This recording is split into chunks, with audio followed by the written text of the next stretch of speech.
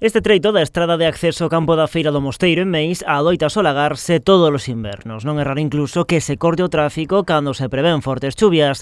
Para poñer solución a esta situación, a Deputación de Pontevedra e o Concello de Meis veñen de asinar esta mañá un convenio que busca dar resposta ás demandas dos veciños da zona.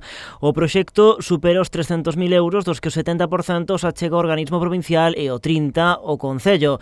Ademais de solucionar os problemas das enchentes, levarás a cabo unha mellora integral do espazo cunha plataforma de convivencia sobrelevada con zonas axardinadas e mobiliario urbano.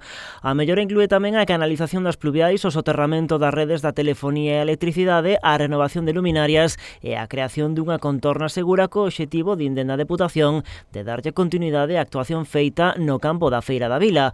O treito obxecto desta mellora corresponde coa estrada EP 9402 e rolda os 250 metros de lonxitude.